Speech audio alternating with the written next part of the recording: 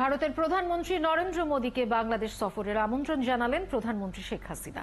দুই নেতার মধ্যে একান্ত বৈঠকে এই আমন্ত্রণ জানান প্রধানমন্ত্রী।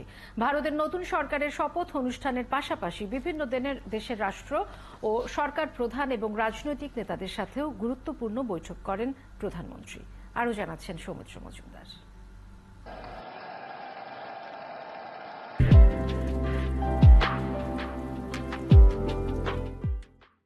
টানা তৃতীয় মেয়াদে ভারতের প্রধানমন্ত্রী হিসেবে রোববার শপথ নেন নরেন্দ্র মোদী।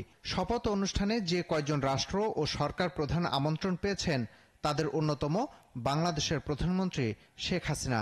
তার সাথে ছিলেন মেয়ে সাইমা ওয়াজেদ পুতুল। শপথের পর নয়াদিল্লিতে নরেন্দ্র মোদীর সাথে একান্তে বৈঠক করেন প্রধানমন্ত্রী। এ সময় ভারতের প্রধানমন্ত্রীকে অভিনন্দন জানান শেখ হাসিনা। আমন্ত্রণ জানান বাংলাদেশ সফরের। দুই দেশের সম্পর্ক আরো দৃঢ় করার অঙ্গীকার করেন দুই নেতা। দুই দেশের সম্পর্কের মাধ্যমে আমাদের উভয় দেশের মানুষ কিন্তু উপকৃত হচ্ছে, বিশেষ করে কানেক্টিভিটির ক্ষেত্রে এবং অন্যান্য ক্ষেত্রে। কারণ ভবিষ্যতের দিনগুলোতেও আমাদের যে বহুমাত্রিক সম্পর্ক সেটি আরো বিস্তৃত হবে।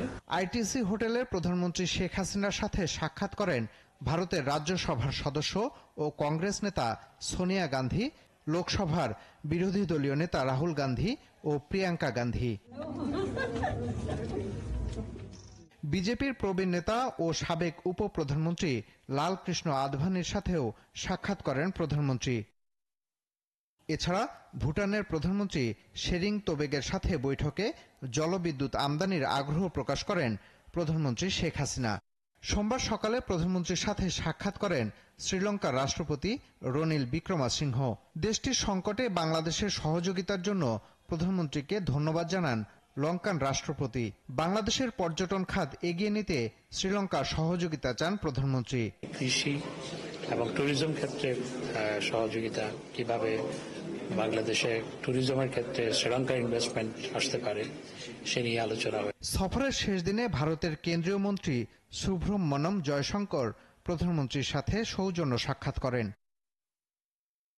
সৌমিত্র মজুমদার, ৭১, ঢাকা।